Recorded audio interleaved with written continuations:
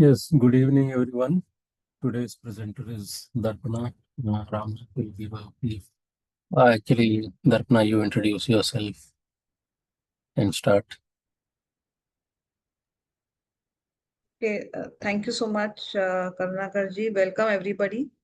I'm Darpana Athale. I'm a life member of PSP, currently part of the managing committee also, and been associated with PSP for 5 years now. And for the last few years, I've been putting up this presentation on international photographers. And these are not photographers who are legends who have passed, but these are current photographers from whom we can learn, and at least we get to know what is happening on different ends of the world. So today's presentation is on Jarvis L. He's a Hong Kong based photographer. And why him?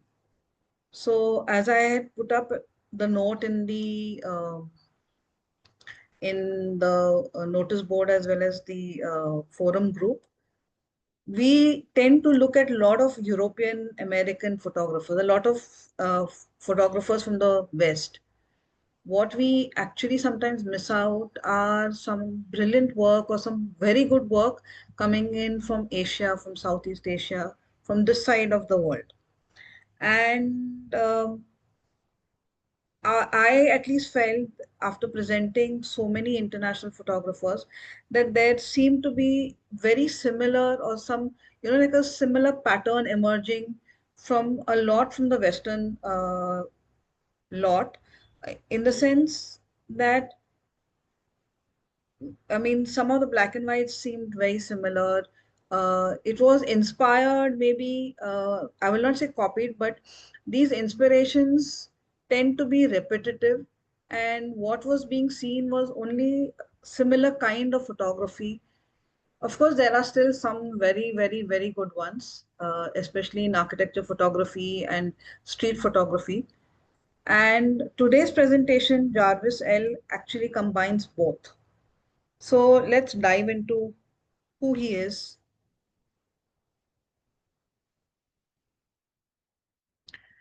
What I'll do is, okay, show you glimpse of certain photos. I'll talk you through some of his profile, and it'll be a mix of things. It's not going to be just showcasing of photographs. If there are some images that one wants to discuss, we can do that also. But the idea is that this is supposed to be interactive. It has to be learning, and we learn from the kind of imagery that is there in front of us together.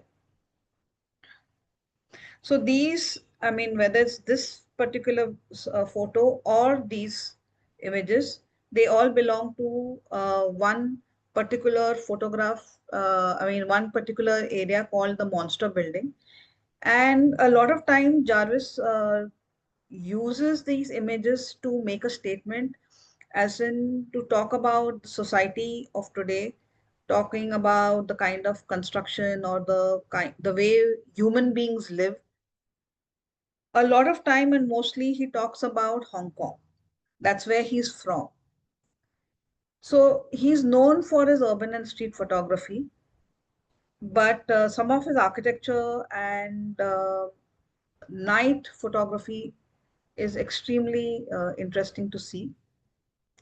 And what I also liked about this photographer was it is just one topic that he's got, in the sense that he is only showcasing Hong Kong. That's the, I mean, his entire portfolio is about Hong Kong in different moods, in different ways, in different compositions. And the fact is that you can find beauty in one particular city, or you can find different ways to photograph and use different fields of photography to showcase a city. And that's what I liked about his work. So as the subject matter, yes, he captures diverse scenes, and he usually tries to preserve the cultural history through his images. It's sometimes it's his style is very artistic, and sometimes it's really colorful and vibrant. But his philosophy is that he's very clear that he's not trying to talk about anything that is politically charged. He wants to just showcase the place that or the city that he lives in the way that it is beautiful, in the way that it is unique. So I'll just take you through a couple of images and then we'll look at certain aspects of his work a little bit in detail. So as you can see, street lights, thus the kind of, I think, the layering and the height of this or the angle of this photograph gives it a very interesting view, especially when you're looking at uh, vehicle trail lights. This, of course, as you can see, beyond the entire human population, the concrete around, or what you see in terms of which looks somewhere chaotic, somewhere which is completely, not suffocating, but it is like massed together. And beyond that, what you can see is a view which opens up completely into nature and gives it that kind of which is a very stark contrast to what the foreground is.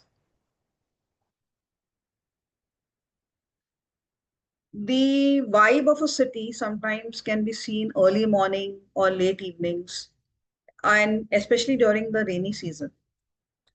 It sort of just makes the city look different, and capturing it in this mood is one of his favorite um, ways of working. Again, street lights, which sort of are leading lines. The buildings are leading lines. The vehicle trail lines are leading lines. And you can see the image behind. So a lot of times his work is also a composite. So there chances are that these two images could have been merged at some point. At least that's what I think. And a lot of times he does a little bit of manipulation in the post processing to give it a slightly, what is a cinematic effect. So this was he has been sort of considered amongst the top 10 photographers in Hong Kong. And about him, it was mentioned that if you actually look at his work, it plays with symmetry, it plays with light. It also has a very Christopher Nolan is the art director or the film director, Christopher Nolan, his kind of views. So presenting a Hong Kong that one may not have thought of looking at before. So it just gives a very different point of view. A lot of his work talks about the trams. And I think if you go to his website, I mean, his Instagram page, and you see the tram series, you'll realize some fabulous, beautiful images of the transport system of Hong Kong. So in this case, it's talking about the buses, the cars, the trams, all, homogeneously existing within the city life. Similarly here,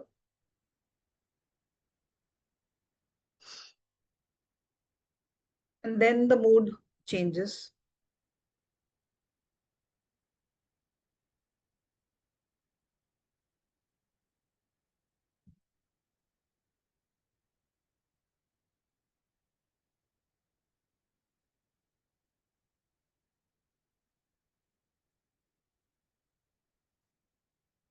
This again is a very, very interesting composition.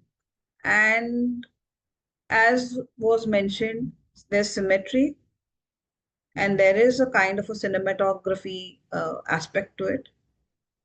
And at the same time, there is the play of light.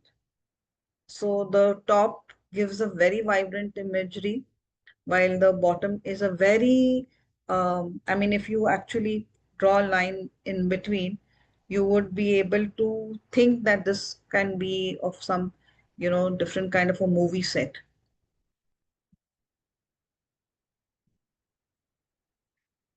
I found this image very interesting only because it is being seen from the umbrella. It has been taken with his transparent umbrella on top. And most of the images that we normally see, I mean, we in of rainy days and stuff like that, we see a lot of light reflection. We see people walking, crossing the street. What we don't normally see are what is real or what is actually there being part of as a prop. So the umbrella is used as a prop to give it that little bit of a dullness or a little bit of that, trying to remove that layer of brightness which is on top so that the focus comes on the person in front. And I think it's a very nice way of using that prop. Again, some things can be really grand and capturing a moment is really important in it's not in just the splendor that you see in front of you. Sorry, not just the splendor that you see in front of you, but also the kind of, the grandness of the entire moment.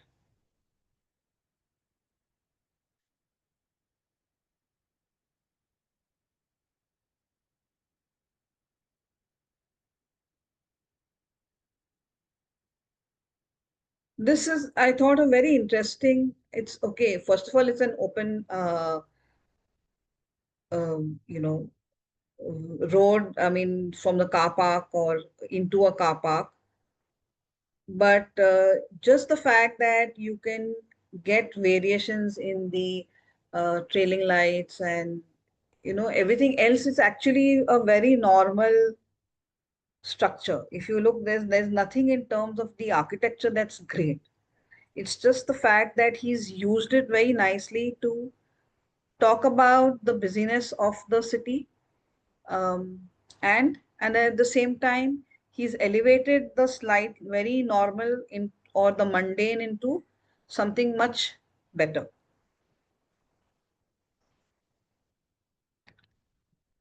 Reflections, of course.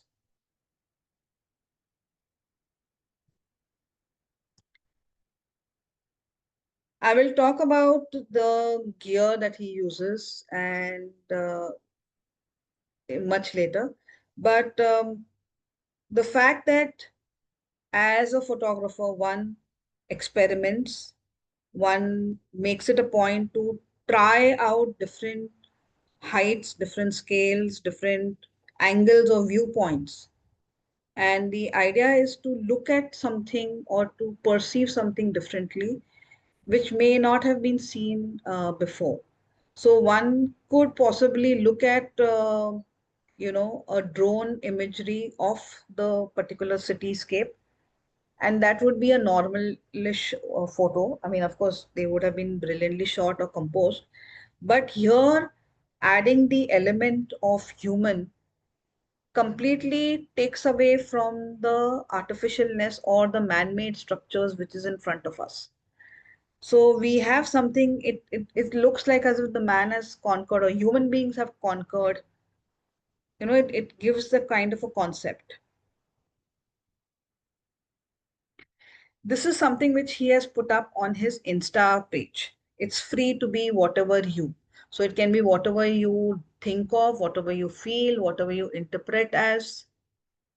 So let's look at some of his images and interpret them as we want to. So this is an interesting juxtaposition of night and day of the same building, same shot, same angle. And interestingly, it's shot between a structure in and highlighting another one. I've just shared one more slide of the same just to show you that the foreground is a completely different building and not at all related to the one in the background. So the night and the day. So this is also very interesting that very rarely do we as photographers go or visit the same place twice. So if we have shot something in the day, chances are we may not go back in the night to have a look at it or shoot it again. And this kind of photography tells us that we should be open to, looking at something in a different point of view at a different time of the day, so that we might get perhaps a different, look and feel overall. Again, some aspects of photography, I mean, architecture photography. It's the scale, it's the angle, it's also the positioning of the person vis-a-vis what seems to be expanding into vastness. So how small is the human compared to what is being built around?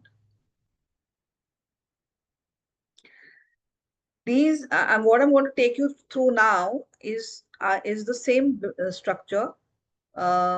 This particular stairwell and the images that follow will have, but the way of taking the photographs or the angle I found very interesting. So this is something which most photographers very easily do.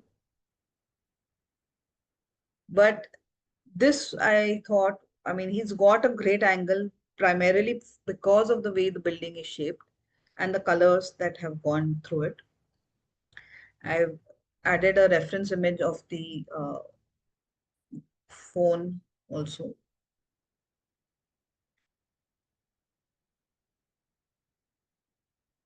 And this I found very interesting is that it seems like a pano, but maybe shot in different levels.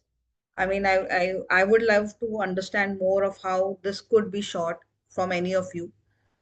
But, I just found this very interesting that he's got the upper layers as well as the bottom layers very well mm, in a fabulous panel.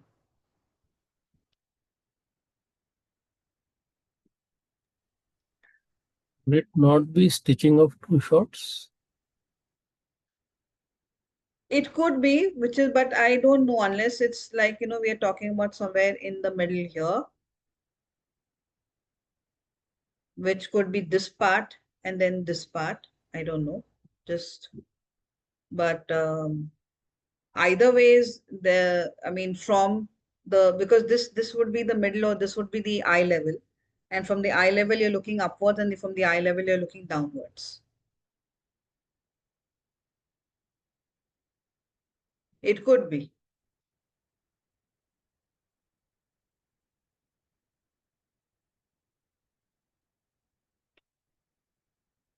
I think more than anything else, it's the amount of roads, the kind of, or the, that this whole thing creates a composition in itself. And it's so dull and dark and gloomy. And then suddenly you have this nice bright color of a yellow car there, which sort of gets highlighted automatically. So this again, interestingly, is a stairwell, and this is during their Chinese festival that I mean their festivals that they have. There's an image of this towards the end. I'll show you. So just keep in mind this particular image.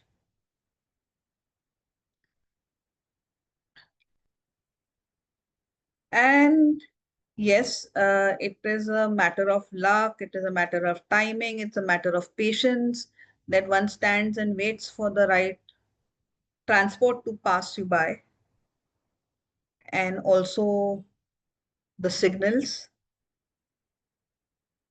So it's interesting, and he's got a couple of them in this series.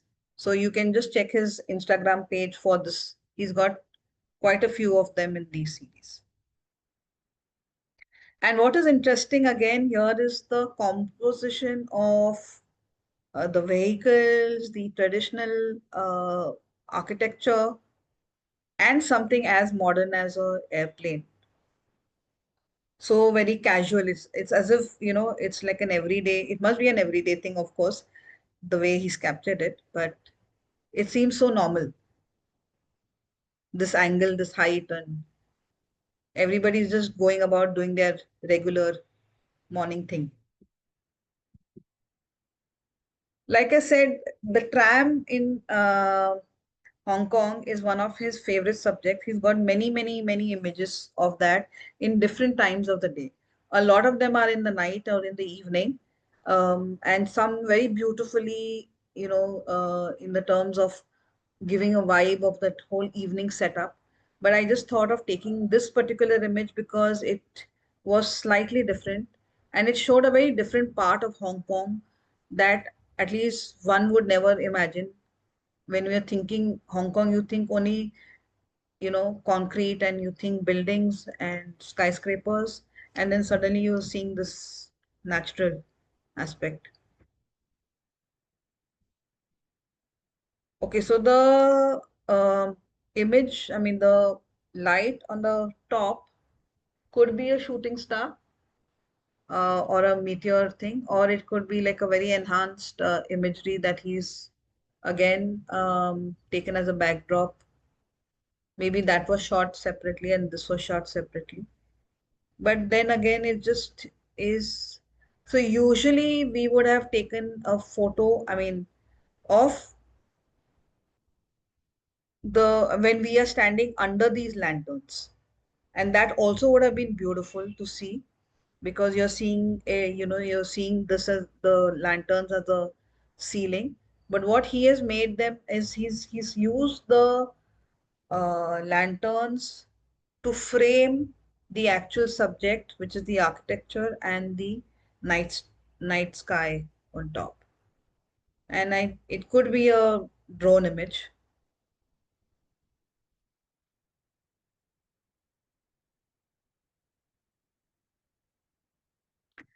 Again, how you perceive a city or how a city is lit, and if you can see the kind of lights that's there behind, it's tremendous. Uh, how does one look at something which is so neon and then sort of try and give it some kind of a human aspect to it or humanness? So water is one very good aspect which softens everything. And of course, human elements within that whole architecture also adds to this.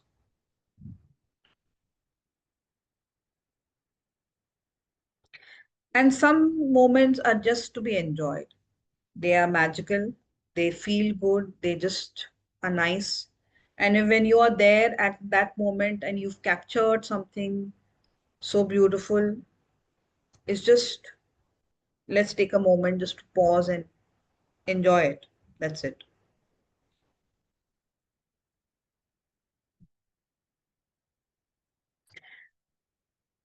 And not all his photographs are great. I'll admit that also. I mean, this is something that I know many photographers. I mean, if you actually go on Insta feed, go and check the ceiling images. You will see plenty which are, the setting sun, rising sun, vehicle in between, aeroplane, so many other things.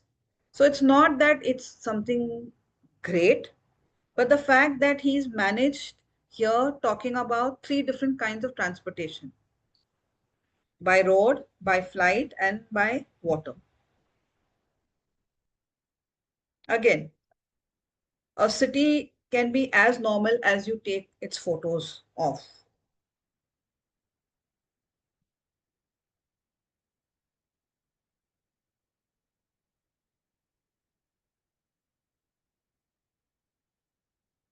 So not all his photographs are the nighttime, as you must have realized that by now. All the photographs that have shown till now are all portrait mode and are all have been mostly in the night. But not all his photographs are of the night.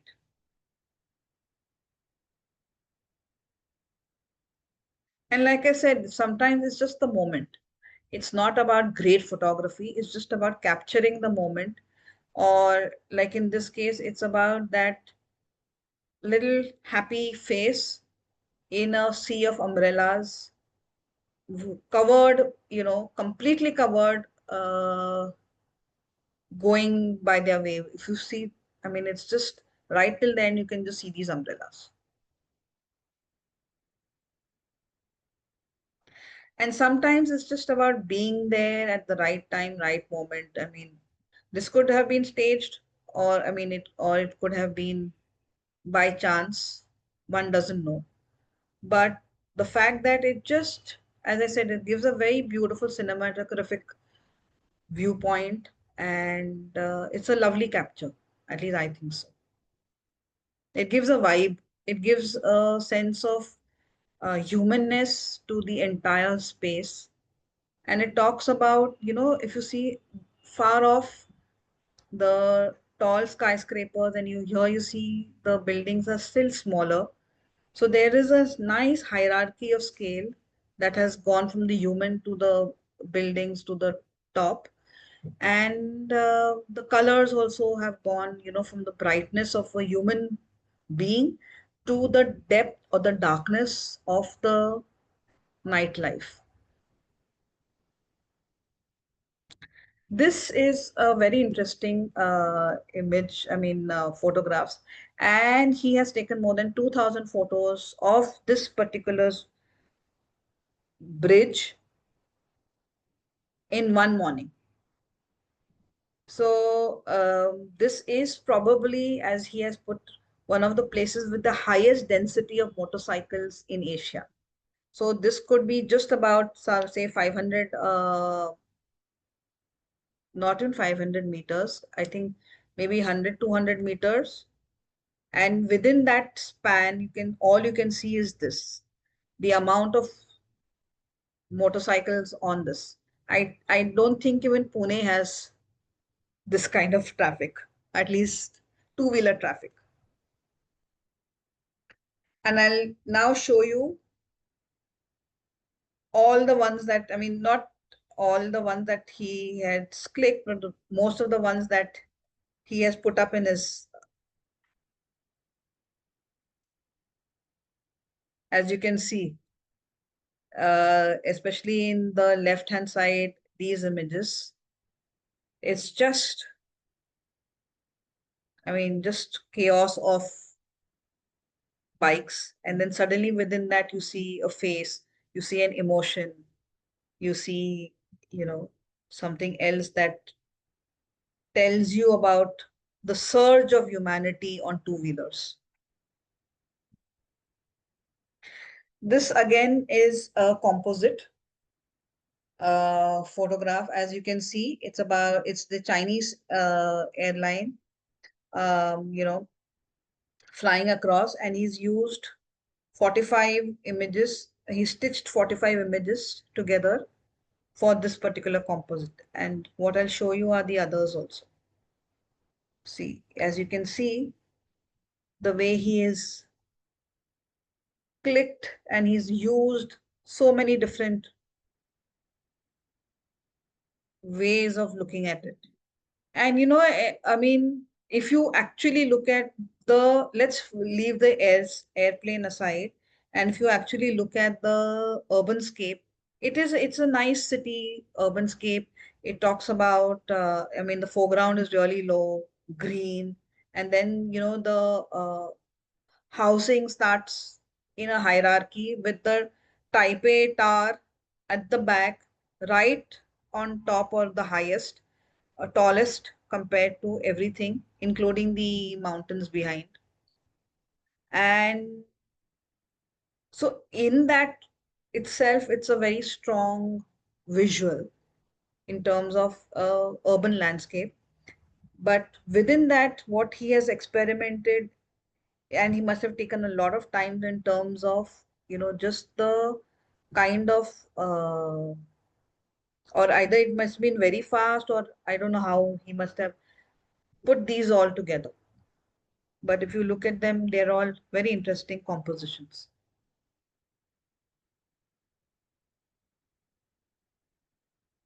And sometimes what looks, like I said earlier, what is seen in the daytime, which can be just a nice, simple geometric composition, can look very different in the night. And then the angle also can make a difference.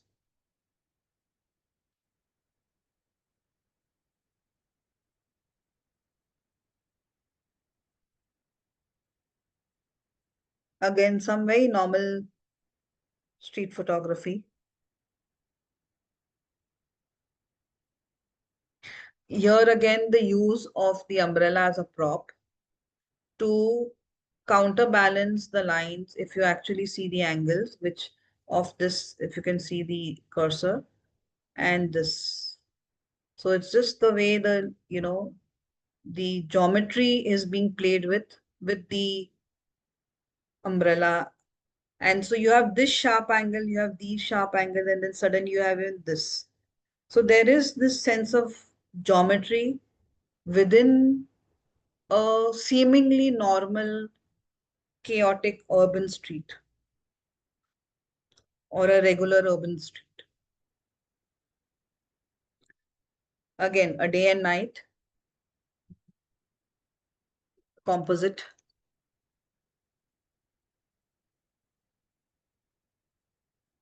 And these I've taken just as screenshots from his Insta page. Actually, not from Insta page, this is from the Sony page. They have featured him as their photographer.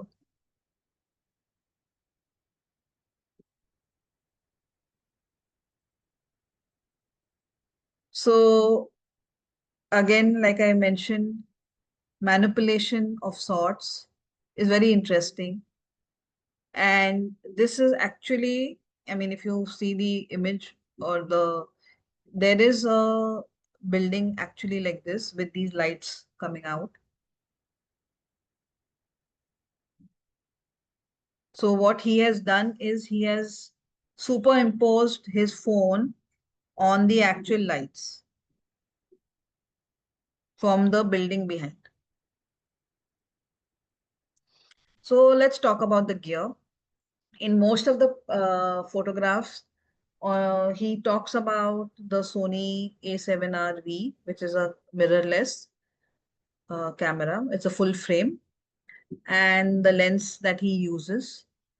So this is his go-to for everything, usually. If at some point in time, he has used other cameras, which has been the Lumix, Panasonic Lumix, and of course, the iPhone. So usually, and I think a lot of iPhone users would say that, when you don't have a camera handy, the phone is a great tool for as a camera. So the other gear that he uses are, of course, the tripod and the drone and some of the accessories. So there's no interview of him per se. In fact, there's nothing written also about him much, except that he is very non-political. He lives in Hong Kong and he's pretty much under the radar. So I somehow managed getting some part of, you know, of what he uses in terms of a gear. So these are the accessories.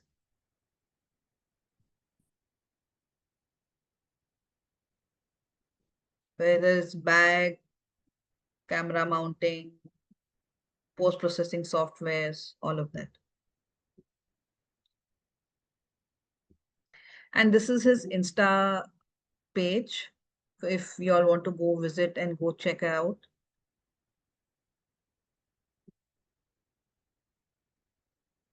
It's Jarvis L dot photography.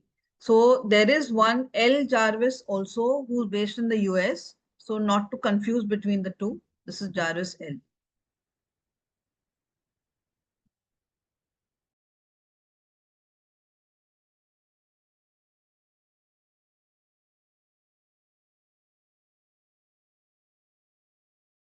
Okay, remember I told you about that photograph of the lights?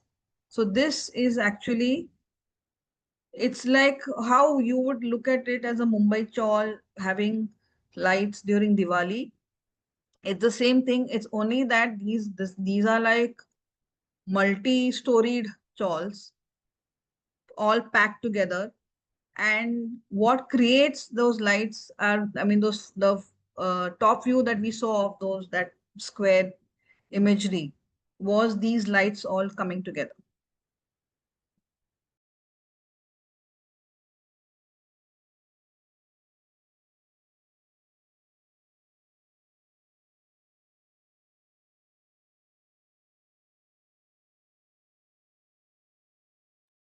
So yes, I'm done for, I mean, with the presentation. If there is something that you all want to discuss or you all want to me to show or you all want to talk about, we can do that.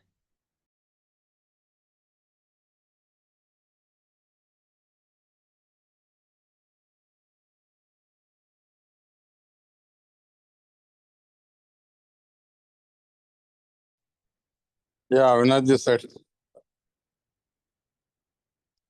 Hello? Yes, go ahead, please. Yeah, what I observed in all these photographs is basically he has taken photographs not from the ground level, it is from some height. So that is giving more, that composition has become more interesting. That is what I observed because most of his photographs are taken from the height. So there are a couple of images, especially where, like I mentioned, the trams and all. Those have, there are some images from that level, from the eye level or from the ground level. But as you said, yeah, a lot of them are a mix of, or rather are from a height. Because that is giving different perspective, actually speaking, that composition. Right, right, And the coverage also is more because he is on the height. right. That's interesting. That's a nice Yeah. observation. Even Anybody? the vehicle, those whatever he has shown the lights, because that automatically it is giving the distortion, no, that is making good appearance there because of the height. Right.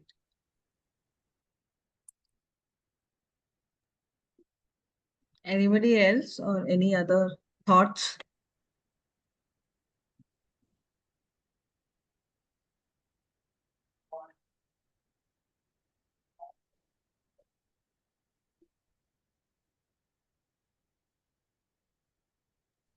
Has he given the lens description? Because it seems to be, Yes, yes.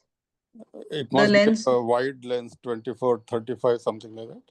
No, no, no, no. The lens is there. One second. Show the 1 second. Um, Was some 100, 400. 100, yeah, 100, it is. 400. Yeah, it was 100, 400, but I'll still.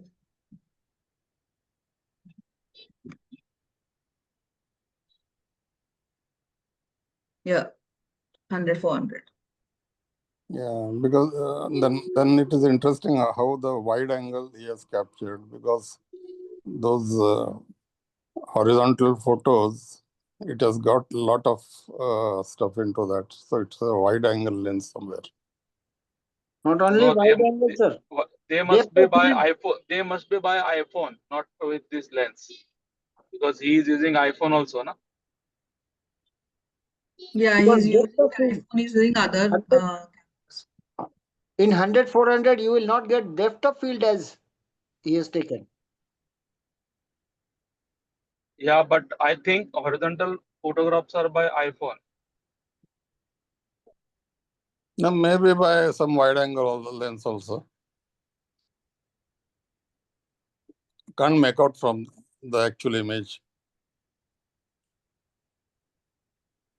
So there's a possibility he might be using other lens, but this might be his go-to for most of the things.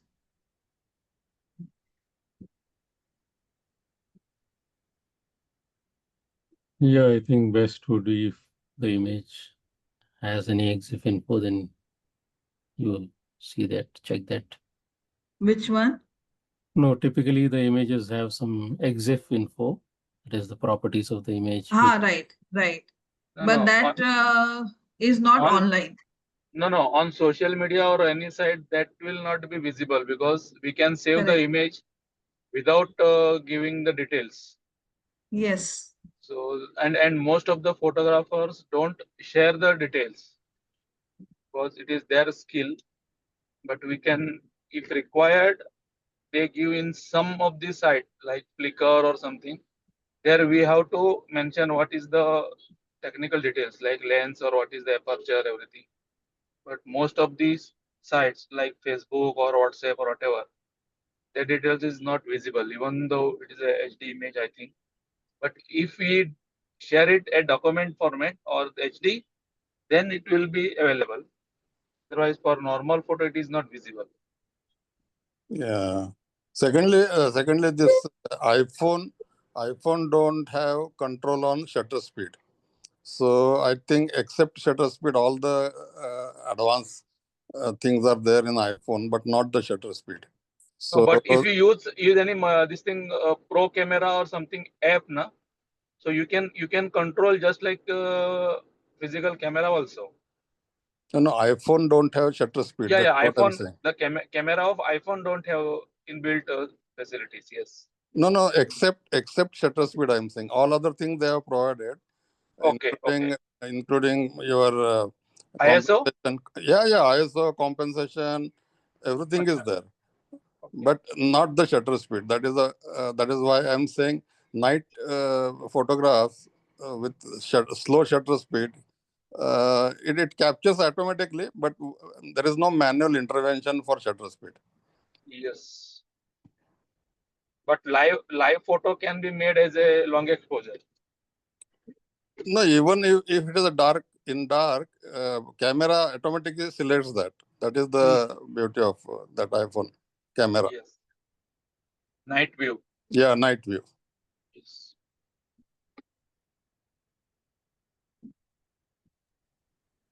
One question, Darpana. Yes, please go ahead. Typically, do you have some kind of communication with the photographer?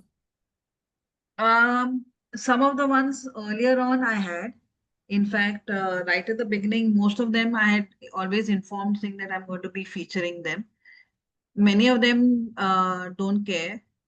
Many of them say that, we need to, then it becomes a issue. So that is the only reason I make it a point to always just talk about the fact that it's, I'm not showcasing anybody's work as mine. I'm just saying I'm presenting somebody else's work um, for discussion and for educative purposes as a discussion with our members.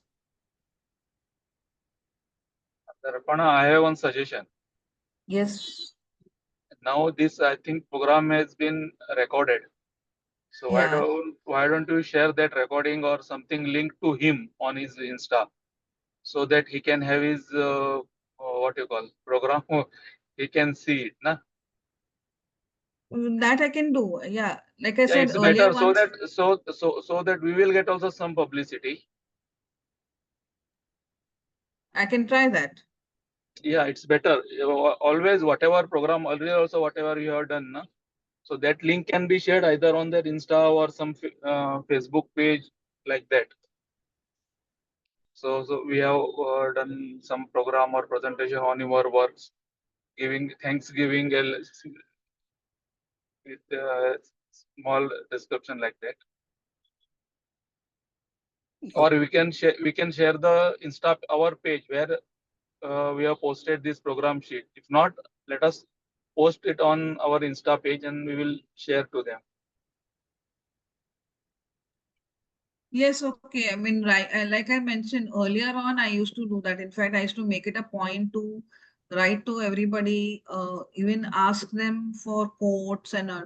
But Mm-hmm. just the follow up to everything, a lot of people don't respond and they don't, Yeah, by of the course. time they see the image or whatever, they don't this. So, couple of them had been very positive about it and they Exactly. had said, okay. Because Uh, if they see the photographic society of Pune, something like that, na, it will attract them also. It's a good idea. Yes, I can do that. Yes.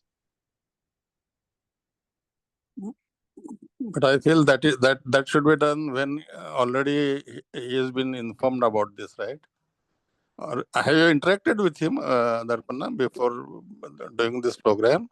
No, I haven't interacted. This is Because the that should not go no. as a surprise to him also. No. It's see, the thing is, most of these photographers do not really talk about share, except for Instagram and Threads and some certain sites. He doesn't have his work. He doesn't even have a website. For us to say contact him or whatever else. And the way he has been showing his work, it's also been very clear. Like, he talks about the camera that he's using, he's talking about what he's using. So there is a sense of sharing. So the idea is to, it's like how we study somebody else's work for referencing, for understanding what can be done or how can we look at it differently. Yeah, that is So exact. yes, I can, but like as was the suggestion given earlier is now I can actually connect with him and I said that we've done this as a exercise Yeah. for the organization, and we would be putting it up on YouTube because it's a pre-recorded session, and this is for your reference. Mm.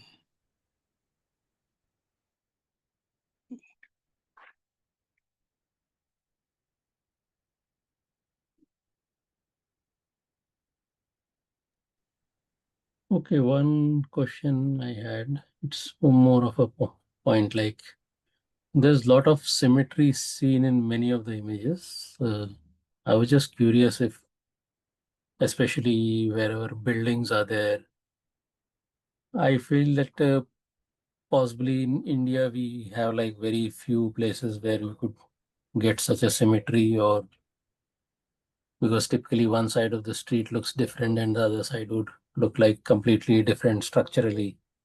There is rarely a kind of a symmetrical thing apart from, let's say, reflection on in water.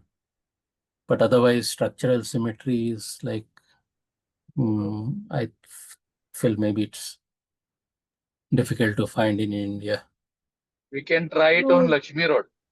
yeah, I was just going to say, streets like these are very common in Pune, Mumbai, like this particular thing. I think it just depends on the angle where and what you're focusing on, so that the buildings become just the framing for the view. Actually, we can do a nice photo op at Lakshmi Road Yes. and check it out. That also in Diwali time.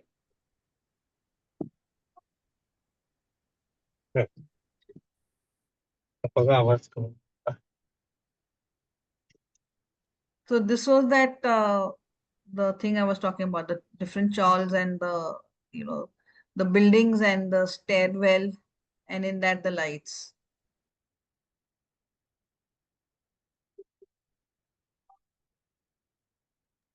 Yeah, and he has like positioned himself like perfectly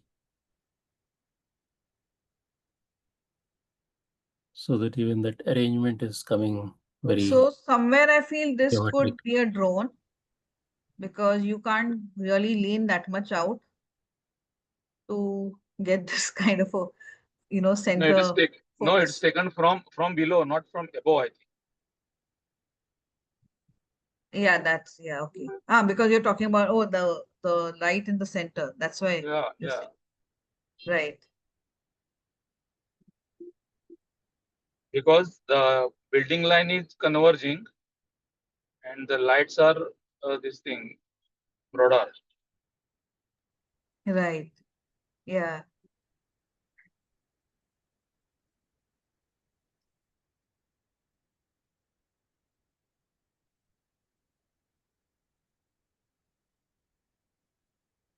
So this on the left is the same. This is and he's got a series of these. I didn't actually put up every image out here, but this is the entire series of this particular building and this particular complex, I would say, and the lights. I had liked this viewpoint also, that slight visual which is in midair kind of a effect.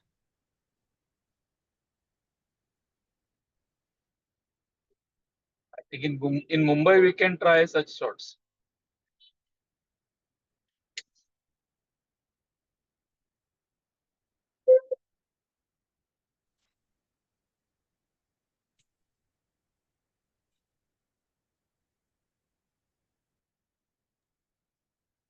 In Pune also we have these multi-story buildings now, 20, more than 20.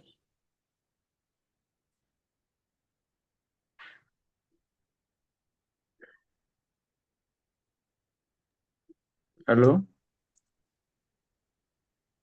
Yes, we can hear you. His images are aspect ratio is 3:2 all images most probably. 2:3. 2:3. Yeah, it is the most common aspect Achha, ratio. all all the images are of that ratio. Okay. That's an interesting observation. And and it's a great reflection of what we are doing it in the daily contest and how that observation is coming out in while we are actually looking at somebody else's work.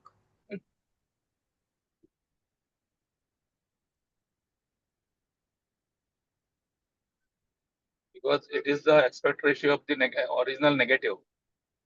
24/36. 24/36. Yeah. Yeah, but not everybody actually thinks till date. We've never talked about aspect ratio in any of these presentations. And this is the first time it's come out, and I think it's only because of the daily contest Daily contest. topic of this week. So it's a good thing. Yes. No, lot of people thought of aspect ratio and the benefits after this week, I think. Yeah, these are the minor points we must know basically. Even in contest, nobody might be talking about this only as a size, but presenting our own work, I think that will be a good thought that it works nicely. Yes. Another important point in the next few days, I will mention that whenever we do a photography of any landscape or something, so we must take both the composition, vertical as well as horizontal. Yeah. It is very much required if the image is to be used for some advertising or some purpose. So some may need vertical or some may need horizontal. Once if you take the photograph, you cannot make it by cropping. So during clicking itself, we have to take the both. Otherwise, we have to take square, but square is not possible in all cameras. No, rather square will be available, but that 16:9 I think that is everything. Everybody doesn't talk about. 16 by 9 is only usually in the phones. It's phone not and so. phone and video, for videos also they use. No, but horizontal landscapes covering maximum area, I think that works nicely. Yeah, for horizontal landscape it is okay, but whenever we want a vertical shot, then it becomes too much vertical. Yeah, yeah. Then it is very cumbersome. It doesn't Yes. really look nice. Yeah. Or like how during Rohinton sir's talk, he talked about taking the horizontal image through vertical shots. He had mentioned that also. Yeah, So that that's is for also another scanning. way. That is for to make a what you call pano image. Either, but he also said that if you want to take, one is for panorama, but also if you want to take a landscape photo and to have all the details, it's easier. It's always better to look at it through vertical slots than to look at it in horizontal, because sometimes, say the front or the foreground, or sometimes some aspect gets, uh, it sort of is blurry, or it does not come in as No, no, sharp. because if you take a vertical shot, we will get the more detail in the foreground as well as the far distance also. So it will help in stitching and making a pano image. Basically, vertical way is helping him because of the heighted objects he has selected, because there is no width involved into this his work. Most of the buildings, they're heighted, so taking vertical shots has given him the benefit of that.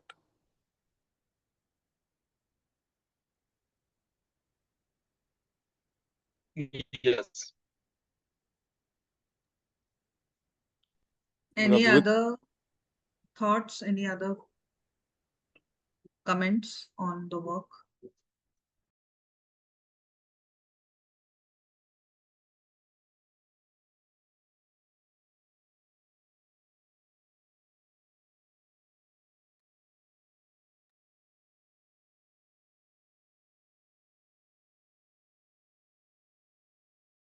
Darpana, it was a nice presentation. Thank you so much. That one skyscraper you showed, it is a very iconic structure. Taipei, like something name is there. Yeah, Taipei 101. Yeah, It's one of the 101, tallest. and Yeah. it has the tallest, not only tallest, it is structure. It has something dumping. What when the earthquake of that building, there is a huge mass there, and that mass is having.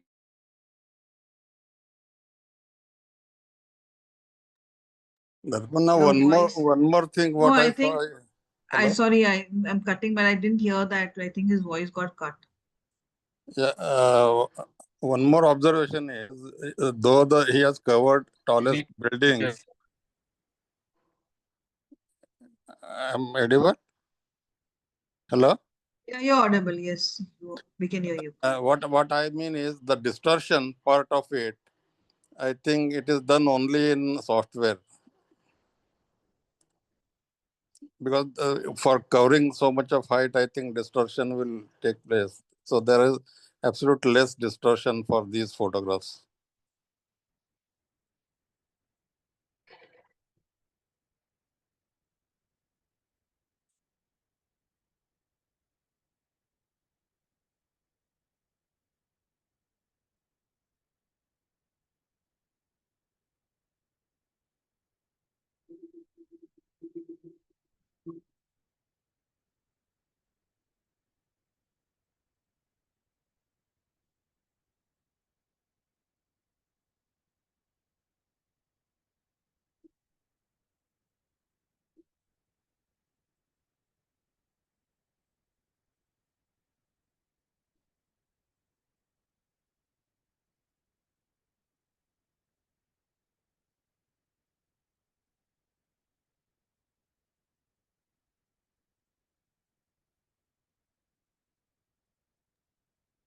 If there are no more questions, then maybe we can conclude.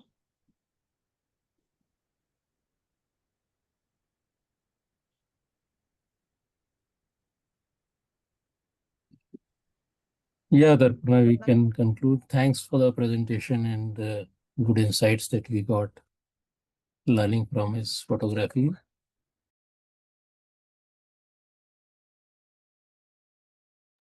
Thank you, PSP, and thank you for everybody who attended today's program. Thank you so much. Thank you. It was a very good discussion.